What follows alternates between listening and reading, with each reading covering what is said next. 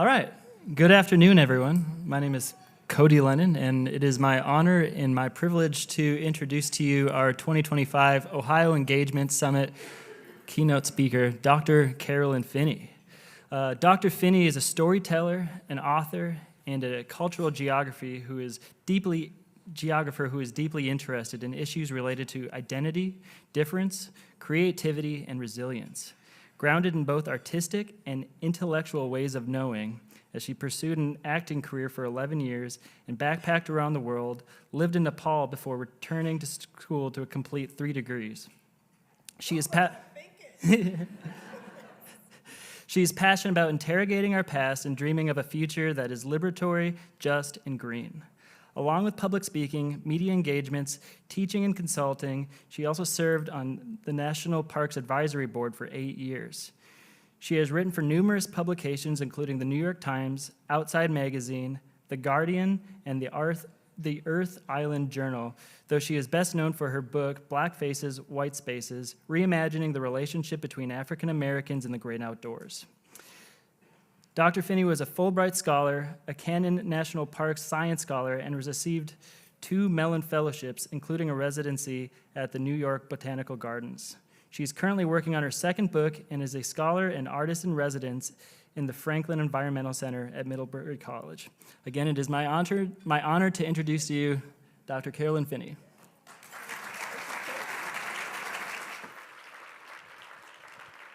Cody's like me. My flight was delayed, so I didn't get in until about 1 a.m. last night. And he came to get me all the way in Columbus and brought me back and here, and I'm really grateful for that. Thank you for that.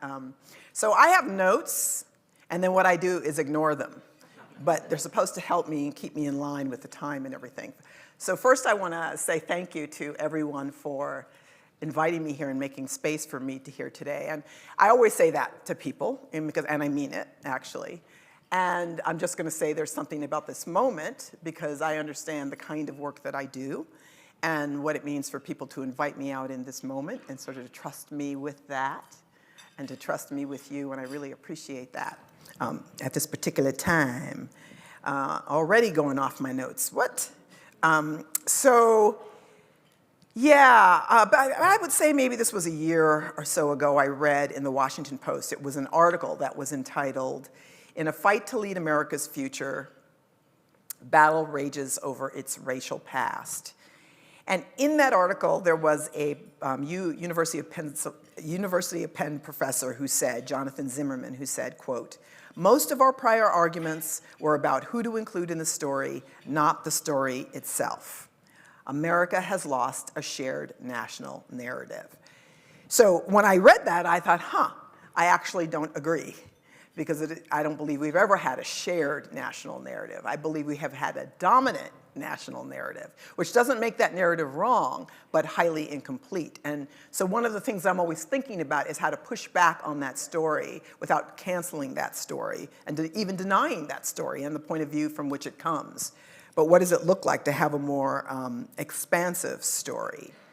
I wrote here that what are the stories of who we are and how do we attend to those stories and why it matters? There's a book that came out a couple of years ago called The Dawn of Everything, A New History of Humanity by David Graeber and David Wengrow. And one of the things they said in there that I really struck home for me was the notion that we impoverish history and our sense of possibility when we deny those stories. So it's not simply about we deny who we've been, but we actually deny who we are and the possibility of who we might become together.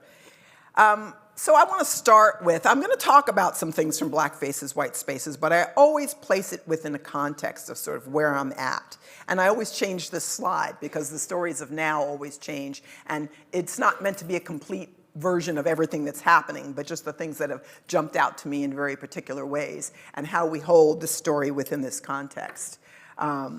And the idea of, I wrote, what stories are we telling, ignoring, and what stories stay with us through time? And I know that's going to only matter based on who we ask, because if we went around everybody in this room, the stories that you're holding now would be, I imagine, be very different from each other, even though there might be one collective story that you share because you're all here at this time.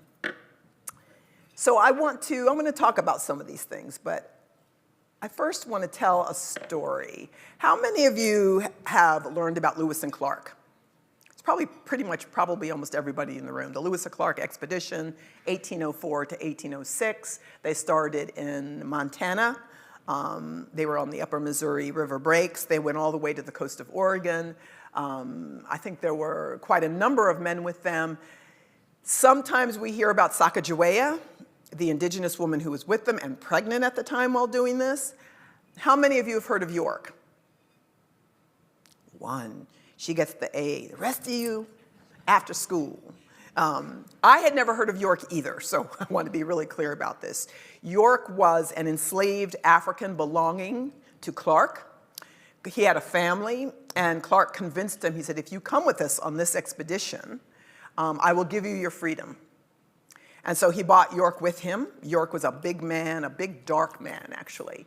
And there's a story that when they met their first indigenous tribe, when the indigenous people saw him, they just wanted to check and see if the color of his skin is real because they couldn't believe it. He was so dark. And for them, it was really powerful. And when they realized it was real, they called him Big Medicine.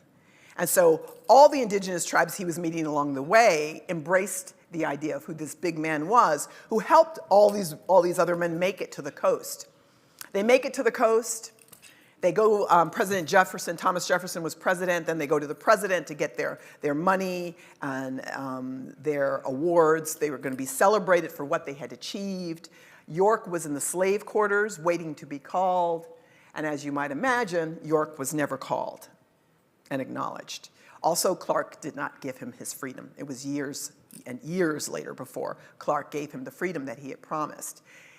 Last summer, this is me trying to look real cool there in the boat like I'm really doing something. One of the national parks decided that they wanted to do a documentary about York, so they invited 7 Black storytellers to spend 4 days canoeing on the upper Missouri River breaks, covering about 49 miles. It's a tiny, tiny piece of what Lewis and Clark had done and what York had been doing. And the man sitting with me actually in the canoe is Hassan Davis, who's from Kentucky, who goes around the country doing one-person shows as York. And they made a documentary of it, and so that we can tell this fuller story of what do we think about ourselves as Black storytellers from different parts of the country, and what do we think about York, and what does that mean to actually hold his story up as somebody who spent time in the outdoors, as somebody who was helping to carve who and what this country was to become, but was not acknowledged for that. He didn't even have his freedom to do that. I want to say to you that the documentary is finished. We are supposed to have an opening in June, but it looks like it's not going to happen now because here at the present moment, certain stories, a lot of certain stories, aren't allowed to be shared publicly. Yeah, I said it because that's what's happening. I want to talk a little bit about, oh yeah, this was me. I forgot about that piece, but that's why I put it in there, just to bring myself back down to earth. I believe I was one of the oldest, if not the oldest person on this. And even though I've spent a lot of time backpacking and stuff, I'm sort of in denial about where I am in my life. And we had just come through this slot canyon that I kind of freaked out because I couldn't climb over and I had to go under and I'm claustrophobic. And somebody took that picture right afterwards, which is the truth of how I was feeling. It's also kind of the truth of how I'm feeling at the moment as well. I want to talk a little bit about book banning because I got maybe about 3 or 4 weeks ago, I got a letter from somebody I didn't know, an email, from someone I didn't know who said, from NOAA, and to let me know, the National Oceanic and Atmospheric Association, to let me know that my book has quietly been removed from the shelves. And I know it's not the only place. I work a lot with also government agencies, the Park Service, Fish and Wildlife, the Forest Service, and a wide variety of government agencies along with others.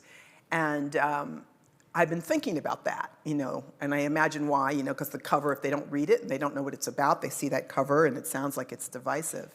But I decided to look up PEN America. In 2023 and 2024, there have been 10,046 instances of book banning. 44% include characters of color and or talk about race and racism. 39% featured LGBTQ+ characters. Florida has the most bans, followed by Iowa and Texas. So I want to hold that for a moment, and it's been getting worse. Each year, it's getting worse. Actually, when I told that statistic 2 years ago, it was a lot less, and it's more, and it's probably more since that statistic was actually written, that it's getting bad. Stories that we cannot tell, and what do we all lose when that happens? It's not simply about me and people who look like me. It's about people who look like us. And what do we do about that? And how do we show up at that? How are we subversive about that? How are we in our face about that? How are we not silent about that?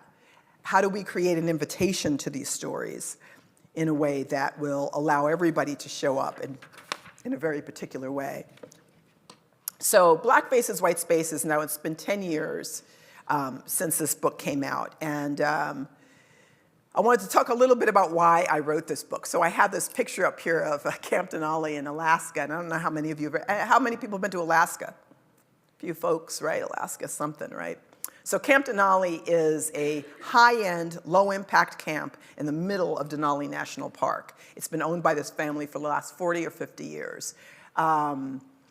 People spend upwards of $1,100 a day in order to go. So, I mean, it's incredible. I mean, they try to grow everything there. They try to fly in very little. You have your own beautiful, sustainable cabin. And that picture is actually taken from my own private outhouse. I'm here to tell you that's the best outhouse I've ever been in, right? And that was my view, right, every morning of Denali. And I said it like that, too. I put this up here, so I was flying from Burlington, Vermont. It's long. I flew to Newark. I had a bunch of hours to kill. I'm walking around the airport, as we often do. I saw an electronics store. I walked in. There was a young African-American man with locks behind the counter. He looked really bored. So I went over and started talking to him, and then he became lively, right? He was smiling and laughing, and we talked for 5 or 10 minutes. And then finally he said, "Where are you going?" And I said, "Alaska." And he went, "Alaska? Why are you going there?" "Because I want to tell them about Black people." And he like, "Oh, yeah, you need to do that. Good luck," right? So part of the reason that I do this work is that this man that for 5 or 10 minutes I've been talking to was lively and engaged and present. Suddenly I mentioned this Alaska, and part of it was an idea that he had that one, that maybe there's no Black people there. Are you going to be safe there? What does it mean to be in this kind of wilderness landscape and be who you are in that body? I understood all the things that he wasn't saying underneath that. So part of it was because I could identify with him. There was a time in my life, maybe there's still some moments that I feel that way about some of the spaces that I go into and have to think about it. I also wrote it because I think about, there was an article written by a Black journalist, her name is Maura Cheeks, and this was in the Paris Review in 2021. And in it, she had interviewed and wrote about Fran Lebowitz. Fran Lebowitz is a wonderful speaker, thinker, author. And Fran Lebowitz was having a conversation with Martin Scorsese, the director, and here's what she said. She said that she doesn't understand people who complain about not seeing themselves in books. Quote, "A book is not supposed to be a mirror," she says. "It's supposed to be a door." And Maura Cheeks, the journalist, in response writes, quote, "I understand the sentiment, but I disagree with the argument. It is the type of sentiment that can only be felt by someone who was unknowingly represented almost everywhere she turned. She didn't know what she had." Later, Fran Lebowitz has a conversation with the late, great African-American writer Toni Morrison. And Toni Morrison says to her, "I am the reader of the books I write." And Lebowitz pushes back and says, "Your other readers aren't you." And Morrison just laughs and says, "Yes, they are." So that's part of the issue, too. When I went back to school at a later age when I was working on my doctorate in 1999, 2000, 2001, and I had been studying environmental issues and looking in Nepal and Kenya and all these places, and I started looking a little more closely to home, and I went to the library, and I could find almost no books by or about African Americans in the environment, with the exception of environmental justice stories that talk about the bad things that happen to Black communities. And no community is just the bad thing that happened to them. There were a ton of nature stories. There was biology and science. There were a lot of things in there about nature and conservation, but not by and or about Black people. So it was part of that that motivated me, because it was actually personal. I can get all intellectual with it, but it was really personal because it meant that there was nothing that looked like me. There was nothing about me in terms of being able to identify.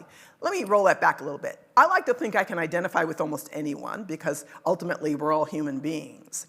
But the specificity of my life, the way my family has moved through life, that wasn't showing up in the story. And for me, that was highly problematic, right? And so when I wanted to be able to talk about that, because I knew it wasn't because we didn't have stories about the environment. Chris Buck was a photographer back in 2017 who did a series called Let's Talk About Race. I'm only going to put up this one image where you can see as a young white girl who's looking at a shelf full of dolls, and all the dolls are black. There are other images he has up there too. There's one of a nail salon where women of Asian descent are sitting in the chair getting pedicures by women from European descent. And he's constantly flipping the script. And so I'm thinking about that in conversations, particularly about environmental narratives and who we are collectively in this country. What happens when we flip the script? And imagine someone who doesn't look like us having a similar experience. How is that experience different? And how are we different because of that? I also, how many of you know who Bryan Stevenson is? Don't you love Bryan Stevenson? Come on now. I didn't know who Bryan Stevenson was until I watched an HBO documentary about him back in 2020, 2021. And then I watched the movie True Justice with Michael B. Gordon. I was like, who is this guy? He's amazing. And I found out we were the same age. We were born one day apart. And at the time, we were both single, which I got very excited. I'm still single. I don't know what his story is. He had no kids. I have no kids. And he says he works all the time. The man has been to the Supreme Court at least 5 times. He works to get young black men off of death row. He helped to create this museum in Alabama, the Legacy Museum, which looks at the history of lynching. Just an incredible individual. And the interviewer asked him, they said, well, why do you do what you do? Because clearly this is what he seems to be doing all the time. And his first answer was, I do what I do because the system is broken. I said, me too. I wrote it down. Then he paused and he said, well, I do what I do because people are broken. And I went, oh yeah, that's it right there, and I wrote that down. But then his voice got kind of soft, and he said, well, I do what I do because I'm broken too. And that laid me out. And so for me, doing this work, you know, I could sound all virtuous to say that I'm doing it for other people. I'm doing it for that collective we, which also means me as well, and the idea of where I'm broken. So what I always have to do, I'm going to tell you the story of my family and myself. But one more thing that I want to say, and I forgot I had this here.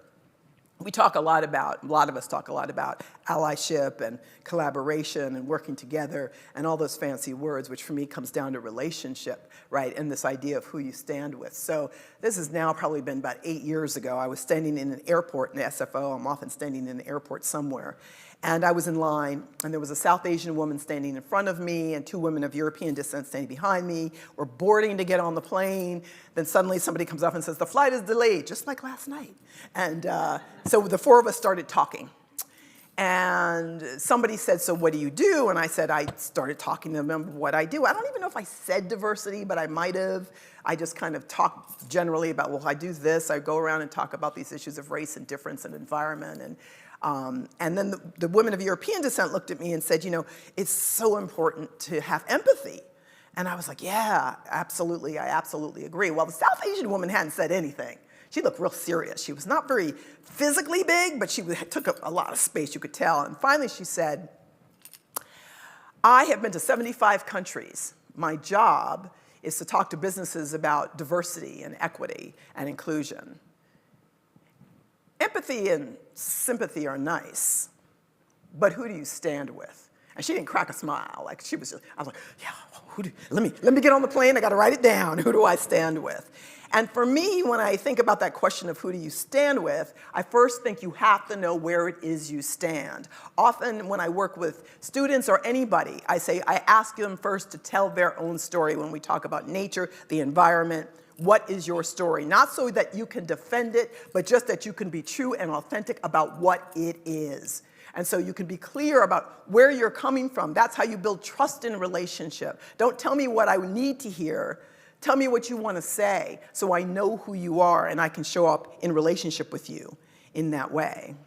And therefore, that's the end. I don't know why I just did that. Okay, here we go. So I have to tell you my story, and it's always so funny because I tell the story hundreds and hundreds of times, and it always changes just a little bit, like our stories tend to do. So there I am, looking cute with my daddy, a long time ago in a land far, far away.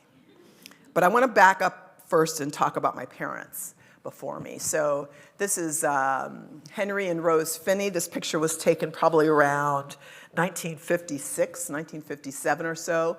They grew up in Floyd County, Virginia, which is part of Appalachia. They grew up very poor in large families. My father went off to fight in the Korean War. When he came back from the Korean War, so now he's a veteran, he's looking for a job, and he thought, I'd love to work at the Park Service because, the military, that seems like it would be a really good fit for him. And he talks about going to apply for a job at the Park Service in Virginia, and what they told him was, I'm sorry, but we don't hire Negroes. There was actually a law in place, I believe, until something like 1956 or 7 or 8 that actually you couldn't hire a black person at the Park Service, right? That's not all that long ago. So my parents decided they were going to come to New York. They joined the Great Migration like a lot of black people did. They got to New York. My father had 2 job offers. One that he could be a janitor in Syracuse, New York, which is about 5 hours north of New York City. He didn't take that job. Instead, he took a job 30 minutes outside of New York City in Westchester County. A very wealthy Jewish family had a 12-acre estate, and they said they needed full-time caretakers to live on and care for that estate. And so my parents took that job. This is the gardener's cottage. 12 acres, apple, pear, peach trees, vegetable gardens. There's a small pond, a swimming pool, woods, just a very stunning piece of property.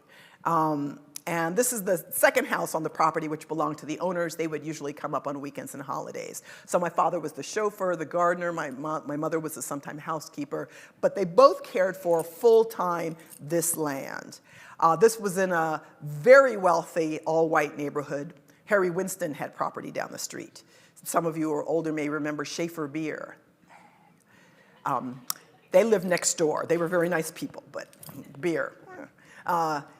They lived next door. There was a Wingfield Golf Club was around the corner. We were the only family of color in this neighborhood until the 1990s, when a Japanese American woman moved in for a while, and then she moved out.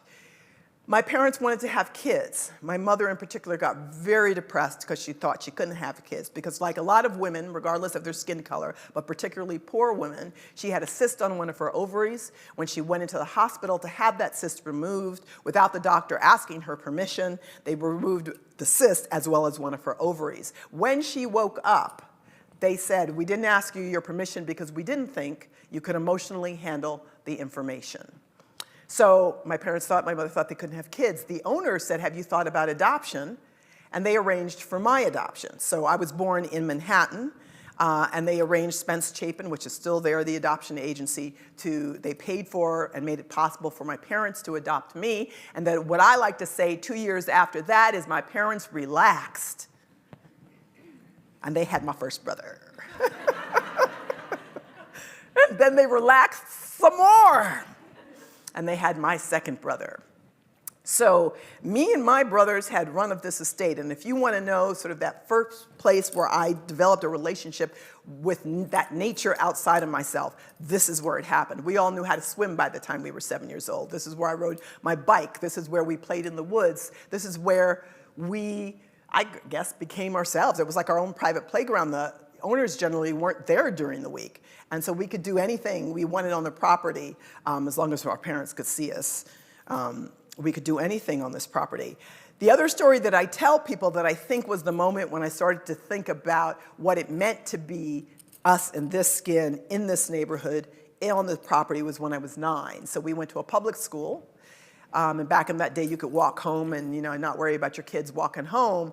And there were always police patrolling the area where I lived. It's just 2-lane road like this, one lane on either side. And there was a white policeman. I was right around the corner, so 9, school bag, after school. A white policeman stopped me, and he asked me where I was going. And I gave him the address. And he said, oh, do you work there? I'm 9. I said, no, I lived there, and it was very confusing for me. And I remember feeling confused, at least when I flashed back. And then he let me go. I went home. I told my parents. My father got furious, called the police station, gave them a holy hell, and asked them not to bother me and my brothers again, which as much as I understand it, they didn't anymore. But as an adult, I have to think about the logics that are in place. I was a 9-year-old girl. It was after school. He didn't stop to ask me if I needed help. Where are you going? You know, can I help you take you there? Are you okay? He could only imagine, and this is in my mind, that this beautiful place that looks like this nature that looks like this, the only way that I could possibly be here is because I had to work here. There was nothing logical about a 9-year-old that would, what kind of work would I be doing at that time that would be legal? That would be nothing, right? So I think about that. So let's jump ahead to the 1990s. So now my parents have been caring for this land full time for nearly 40 years. The patriarch of the family that owned the land had already died many years earlier. The matriarch that owned the land was very sick in the 90s, and she was concerned about what was going to happen to my parents when she passed. To her credit, she wanted to try to keep my parents on this land. The property taxes, the property in the 90s was worth over $3 million. The property taxes alone were $125,000 a year. And it'd be much more now, right? So her grown children are saying, we can't do this. They couldn't split the property. The new guy who was coming in to buy the property, she thought about there was a piece of land next door that she bought, wanting to keep my parents close to the land that had been their home. She'd build on that property, but the guy who was coming to buy it said, I'm only buying this land if I can buy that land too. He wanted it all. So in the end, they sold it to that guy. When she passed away, she requested that my father be at her bedside, which he was. And it's really important for me to say this because power is complicated, love is complicated, relations are complicated. My parents stayed on another number of years because that owner, now they're in their 70s, and the owner wanted them to stay. They did until 2003. This is when I was working on my doctorate. This is when it became really personal for me to think about it, because I hadn't thought about it very specifically. I was always looking at some other community outside of myself until this moment, right? Because I understood what it meant was that we were all going to leave this land and we could never go home again. Because my parents now had been on this land for nearly 50 years. So my parents leave. She had a beautiful home built for them in Leesburg, Virginia, on a half an acre of land. It's a beautiful home. I watched my father in particular get incredibly depressed because he missed the land. And you talk about missing the land. Maybe 5 years after they moved, they received a copy of a letter from the Westchester Land Trust. The Westchester Land Trust had sent it around to all the neighbors to let everybody know that a conservation easement had now been placed on this piece of land. There were pictures of the property. It talked about the wildlife on the property, the kinds of trees that grew on the property, where the property sits in the watershed, the importance of protecting this property, and I agreed with all of it. And at the end, and also I realized that if you have a conservation easement on your land, you don't have to pay taxes. This is just not something any of us knew about at the time. That's a whole other conversation. But it was at the end of the letter when they basically thanked the new owner for his conservation mindedness. And there was nothing in the letter acknowledging my parents who'd cared for that land for nearly 50 years. And just like that, they were gone from the environmental history.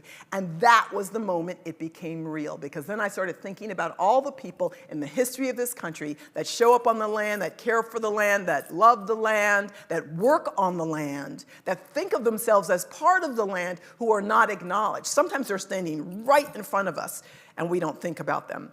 I was telling Cody that I did my doctoral research. I spent a year in Miami, Florida, and I worked with some great people at Everglades National Park and Biscayne National Preserve.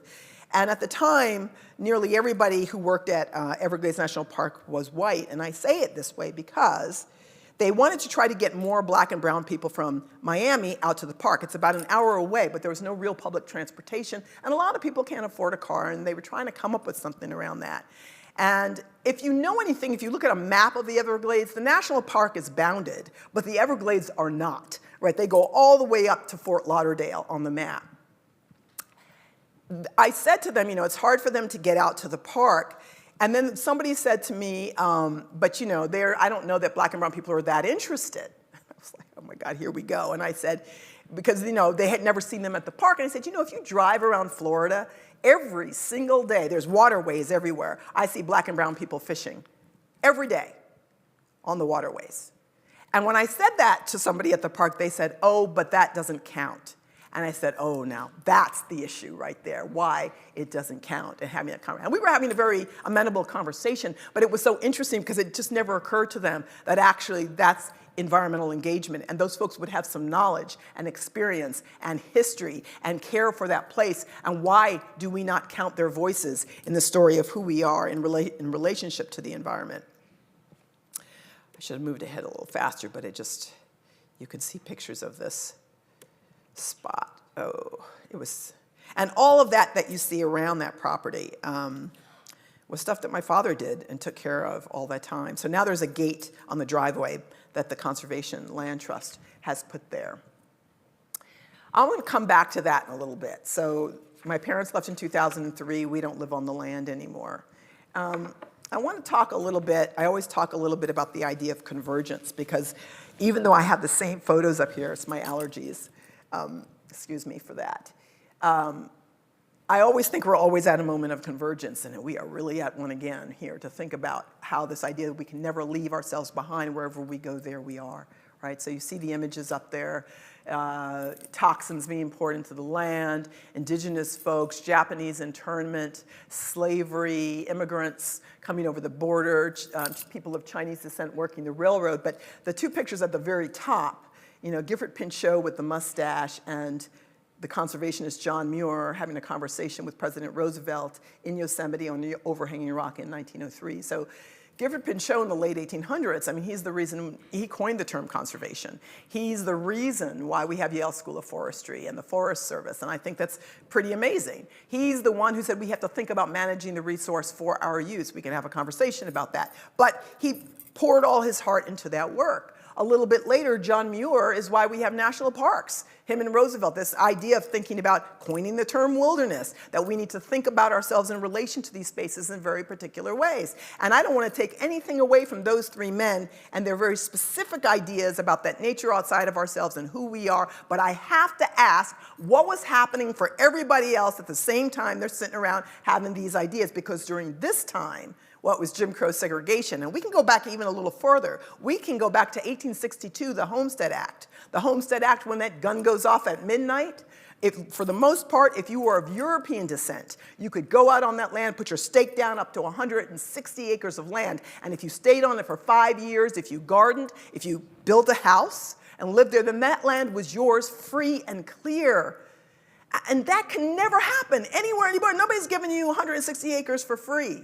Right? And land is never just about land. It is about economic and political power. It is about legacy, and it is about the right to say that you belong. A couple of years later, Emancipation Proclamation, enslaved Africans are freed. They're given 400,000 acres of land until a bunch of white plantation owners said, what have we just done? We've given people we owned land, and land is never just about land. It's about economic and political power. It is about legacy. It is about the right to say that you belong. I don't think so, and they took all that land back. And that is the short version at that moment, right? To think about that separation from land and place and that nature outside of ourselves when you're being told you cannot say that you belong to it, on it, with it. And oh, by the way, all the land was stolen. So let's go back just a little bit farther to all the indigenous people who were here first and who are still here. All the land is stolen. No matter how much we want to pretend that that's not the truth, that's the truth. And for me, how do we hold that truth, right, about all this land being stolen? So back into the 1900s, Jim Crow segregation, if you were non-white, you weren't allowed to go to the spaces. And yes, it's really easy to say that for things like, not easy, but so you can't go to the restaurant or you can't go to the school, but also you can't go to the beach. You can't go hiking on the trail. You can't go to the beautiful mountainside. It doesn't matter how nice the environment itself is, you still cannot do it in that way and feel good about it. And some might argue that there's still places that is still true today. So I think we've been bamboozled. And I say this, and I purposefully entitled my chapters after Spike Lee movies, and I did that on purpose, in part because I think he's a cultural Jedi, the way he talks about the Black experience. And And in part because I wanted to reference that. Because even though there might not be books on the library shelves, academic stories about who we are, there are 1,000 stories about who we are as Black people in relationship to nature. Sometimes you have to look elsewhere. Art, music, memoir, newspaper, obituaries. I mean, they're out there in quilts. They are out there. And so I was purposely pointing to that, which got me in a little trouble. But, you know, sometimes you have to be in a little trouble. Jungle fever, yes. I know he was talking about interracial relationships.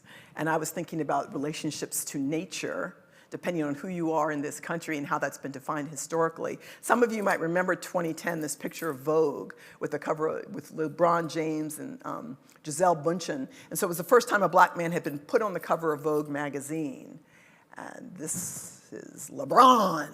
And a lot of Black people got upset because they said, you put a Black man on the cover, why isn't he elegant, like in a suit, like all the other covers, the other people on the cover? And then somebody uncovered that poster. That poster is from 1917, right down to the color of her dress. Now, the people at Vogue said they didn't know anything about that other picture. Okay, I don't believe it for a second. And maybe they were just trying to be provocative, but what it points to, for me, is also this history of thinking about Black people in particular, yeah, close to nature, but more like apes, primates, animals, less than human, which complicates the story about thinking about African Americans and their relationship to nature over time. I think about Ota Benga, who was 19, who was discovered in Africa, brought to the United States. The Natural History Museum in New York City is my favorite museum. It's the first museum I've ever gone to. I love it there. And then I read this, and I still love it there, but it complicated it for me because they put Ota Benga alive on display as representing the missing link. And then when they thought not enough of the public would see him there, they moved him to the primate exhibit at the Bronx Zoo until enough people protested. And there are plenty of stories of Black and brown people, the World's Fairs were this way, that were put on display as the thing that we want to move away from to get closer to God, but we'll put them on display for you to see. It's hard for us to talk about it. This isn't all that long ago, right, that we do this. And I tell this story to say, again, it's because it's complicated to think about ourselves. Last year was the 60th anniversary of the Wilderness Act and the Civil Rights Act, which I think are really interesting, important pieces of legislation that were written at the exact same time by two very different groups of people. 1959, 1960, there was a white professor at Boston College who wanted to take his friends, an African-American couple, he wanted to take them to a national park. They needed some rest. It was 1960. They were Black. Didn't think they should go to anywhere in the United States, so they decided to go over the border to Fundy Bay National Park in Canada. But because they were going to do that, the white professor said, let me write the superintendent of that national park and say that I'm bringing them and they're going to stay there and I want to make sure they're treated with respect. And he talked about how educated they are and how cultured they are. Yes, I just rolled my eyes, but he had to say it. It took a few weeks, but when he got the letter back, the superintendent apologized. He said, I can't make you that promise, I'm sorry, because we get a lot of American visitors here. The couple was Dr. Martin Luther King and Coretta Scott King, who wanted to take a break from their civil rights work to find that spiritual respite in the wilderness that Howard Zahniser and his people were writing about in that piece of legislation that became the Wilderness Act. This is how complicated it is, right? That there are people well-meaning who are having this conversation, but how does it apply to the reality that's on the ground for everybody else, right? I think it's great to have aspiration, but what happens, right, how does it play out if it plays out at all? The one other thing I want to talk about from the book is the power of memory, because I talked to a lot of Black people around the country. I talked about collective memory that we have as a country, but also as individuals. And I tell this story around 2005. I was in Atlanta writing up my dissertation, and my parents came to visit me.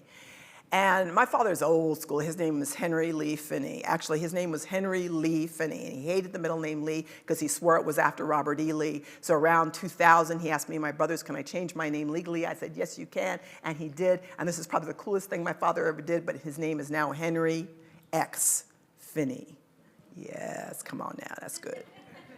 So I was scared of my father most of my life. He's old school, conservative, have very narrow ideas of what he believes women can and should be doing. So we didn't get along a lot of the time. But they came to visit me in 2005, and I thought I'd take them to a national park because we never did that as kids. So we went to the National, Dr. Martin Luther King National Historic Site.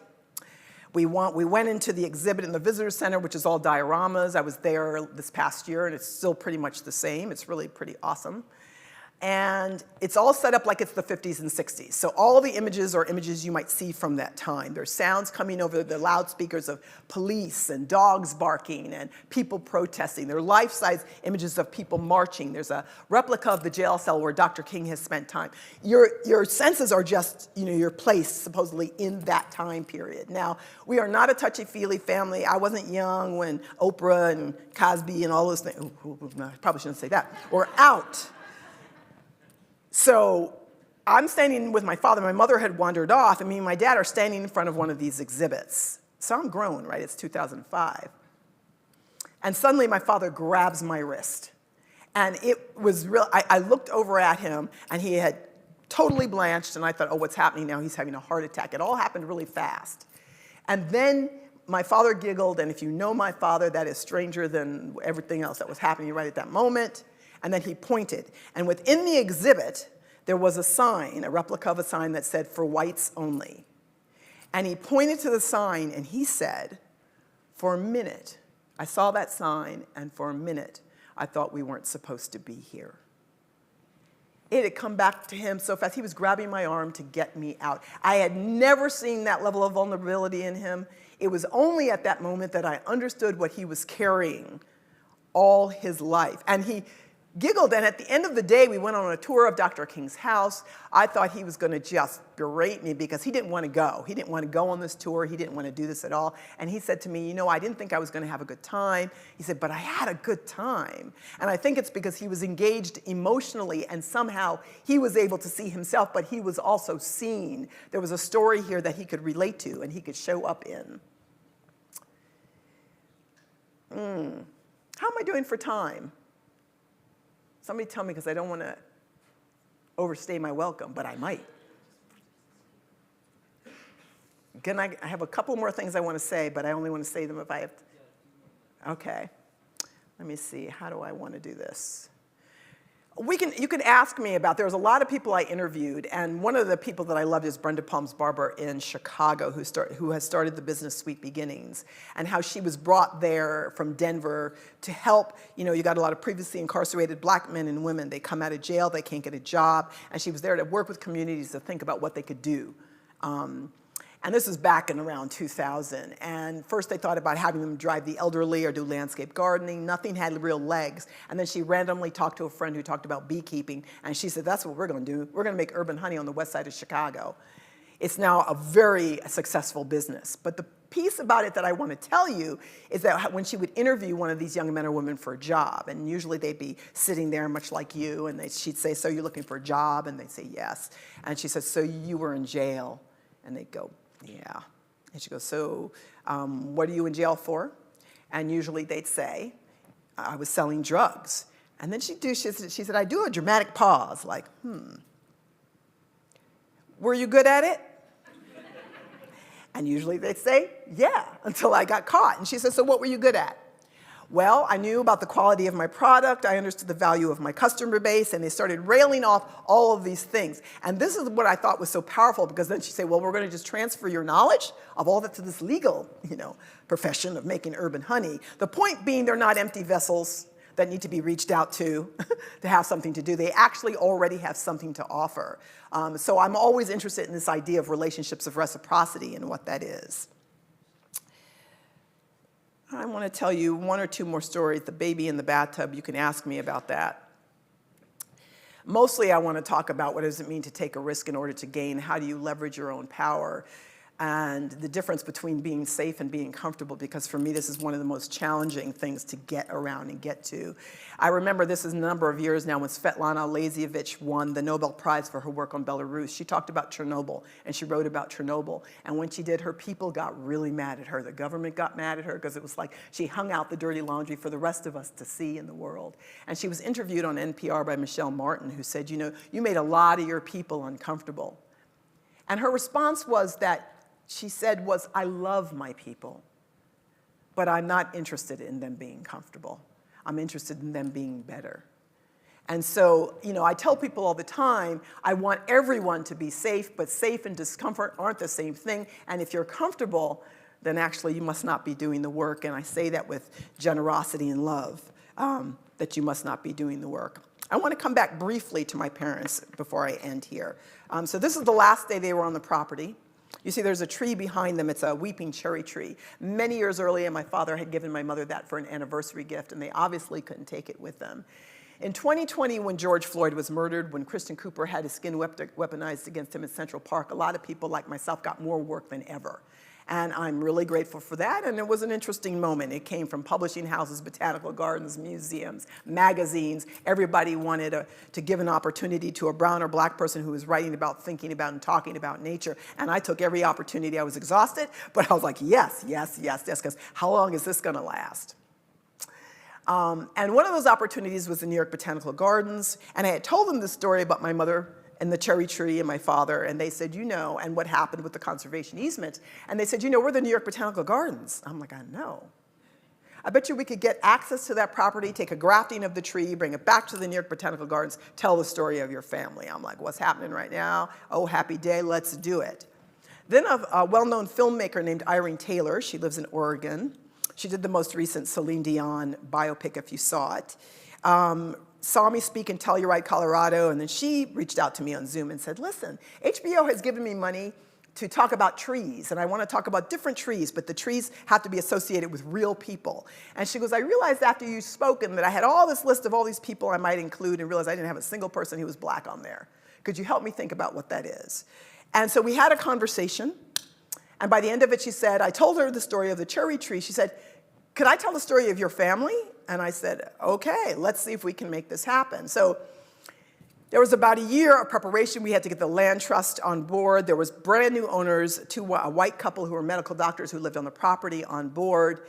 But the land trust said they did not know about this cherry tree. So they said, can I send them a picture and show them where it is? So I did. I sent them this picture. It was near the gardener's cottage. I said, there it is. And they said, okay. And then 2 weeks later, this is the picture they sent back. Everything had been cut down. So at this moment, this is when I got very depressed. I got very angry because I said, this is what happens. It's not about making whoever cut it down the bad person for me, but the only evidence that my parents had been there caring for this land and were part of that environmental history was that tree, and now it's gone, along with everything else that my father grew and planted was gone. I said, the filmmaker said the story's dead in the water. I said, you know, this is a story we still need to tell because it's about erasure. This is what happens. And then a few days passed, and I was feeling a little better about myself and humanity in general. And I said, what if we could get everybody on board to plant a new weeping cherry tree? Because for me, the issue is not that I am the only one accountable to this story, which is, this is everybody's story, and that's the point. You know, I shouldn't have to be paying attention. Black people shouldn't have to be paying attention to every story about nature and the environment. And I'm not talking about appropriation and ownership. I'm talking about accountability and responsibility to a collective story that tells us all who we are, even if we stand at different places in the spectrum. So it took a while to get everybody on board. In particular, the couple would not write back they wouldn't respond to anything the New York Botanical Gardens was writing to them. And I said, just give me their email. Let me write her a personal letter. And I wrote her a personal letter. I didn't mention the word race once. I did say we were African American and how I wanted to honor my parents. That woman wrote me back in 20 minutes and said, I would like to honor your family. Right? And so on July 21st, a small team of us, a film crew, and some others. We went on the land to plant the new tree, and it looks like I did all the work. I did not. There was a forester. I just got on, I shoveled, it was 95 degrees that day. I just did a little shoveling of the dirt there. But we planted a new cherry tree. Weeping cherry tree. So about a year later, they sent me a picture to let me know how it's doing, and you can see it's doing well, and it's surrounded by daffodils. The owners had decided to plant those daffodils, but what they couldn't have known was that daffodils are my father's favorite flower. And so there was something about this moment for me. The other thing that I want to say, I have to, two more things. I know. Shoot, that's so hard.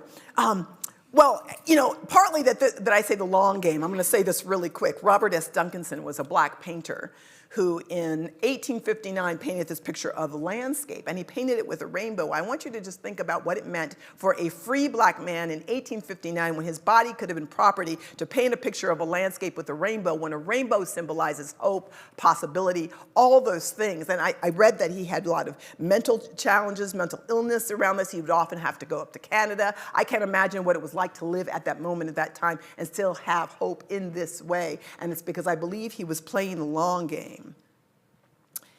The last thing, almost, is to talk about John Francis. Well, ask me about John Francis. Just ask me. Somebody ask me that. And I'm going to end, actually, with Cornel West. So I love Cornel West. Cornel West came to Burlington about 2 years ago now, a year and a half ago. And he had no notes. He talked about everything. Climate change, politics, social justice. The man just, can hold a lot in his head. But he started off the talk by asking the audience, what kind of human do you choose to be?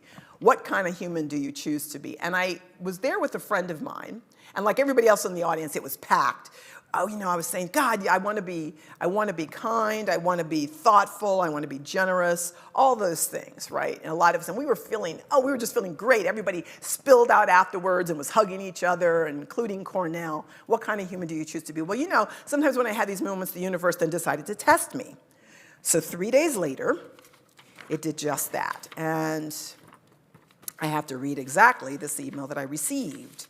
Yes, here we go. So I often get letters from people that I don't know. Most of the time, emails, they're nice or friendly or wanting some more information. Here's the one I received that day.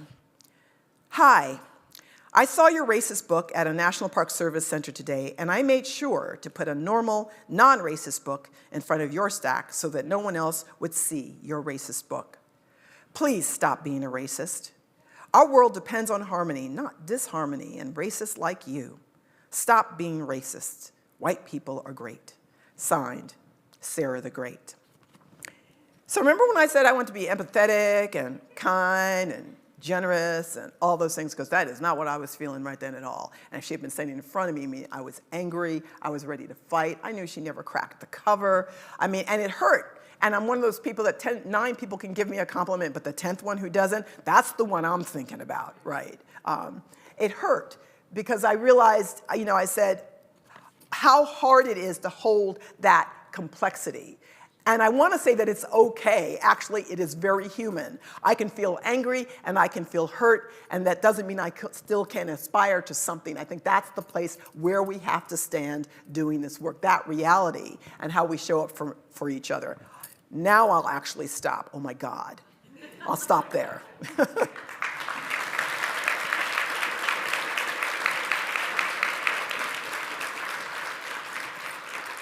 I always have more to say.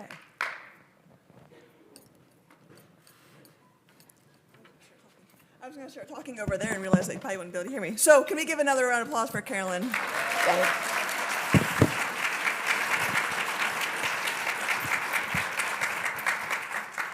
You all know me, so my heart's beating really fast because I hate talking up here. But I just wanted to do a couple thank yous before we end. One, thank you. Thank you for all coming out, for being here for a part of the day. I know when we leave here, we go back to our offices and we have to catch up with emails, and we have students, and we have all this stuff. I hope there is some nuggets that you carry with you today and into the work that we do today and tomorrow and next year, and we are playing the long game. And so thank you for being here. I would be remiss if I didn't also thank our presenters for putting in the work of preparing some PD for us today. So a round of applause for our presenters.